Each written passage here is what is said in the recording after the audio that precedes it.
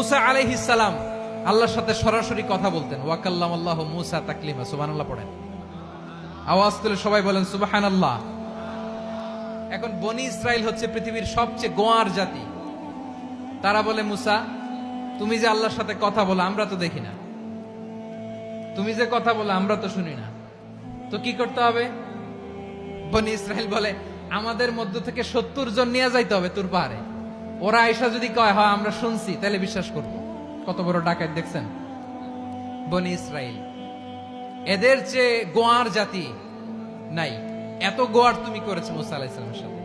তুমি যে আল্লাহর সাথে কথা বলে আমরা তো দেখি, কি করব? 70 জন আমাদের বন্ধু বান্ধব যে যদি দেখে, তারা বললে ওকে আস, 70 জন আস।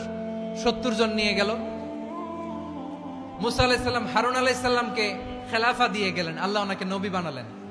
মুসা আলাইহিস সালাম বললেন, হারুন খবরদার, বনি ইসরাইলের মধ্যে তাওহীদের বাণী প্রচার করবা, ঐক্য ধরে রাখবা, বিচ্ছিন্ন হতে দিবা না। চলে গেছে। এইদিকে বনি ইসরাইলের এক দুষ্ট লোক ছিল, নাম সামিরি। কি নাম? সামিরি। সে সবাইরে বলল, তোমাদের স্বর্ণগুলো ফালাও। স্বর্ণগুলো ফেললো। বনি ইসরাইলের স্বর্ণগুলোকে গলিয়ে সে একটা গরুর বাচ্চা বানালো। গোবৎস। কিসের বাচ্চা? দেখেন গরুর পূজা কিভাবে শুরু হয় পৃথিবীতে প্রথম। গোবৎস পূজা, গরুর বাচ্চার পূজা কিভাবে।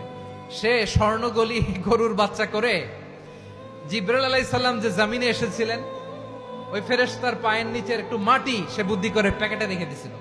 সে গরুর বাচ্চা বানায় স্বর্ণ দিয়ে গলিয়ে ওই মাটি এটার মধ্যে ঢুকাই দিছে ভেলকি দেওয়ার জন্য। স্বর্ণ দিয়ে বানানো গোবৎস গরুর বাচ্চার গায়ে যখন সেই মাটি ছুঁড়ে দেয়া হলো, এখন বাছুরের ভেতর থেকে ভ্যাঁ ভ্যাঁ আওয়াজ আসতেছে। কি আসতেছে? সবাই তো অবাক। সামিরি বলে, আরে তোমরা যে 70 জন দিয়ে মুসা আলাইহিস সালামরে পাঠাইছো ওইদিকে, এত ঘুরতেছে, আল্লাহরে খুঁজে পায় না, আল্লাহ তো এটার ভিতরে ঢুকছে। নাউজুবিল্লাহ বলবেন না? তোমরা যে 70 জন দিয়ে পাঠাইলা, 70 জন নিয়ে মুসা আলাইহিস সালাম খালি ঘুরতেছে, আল্লাহরে পায় না।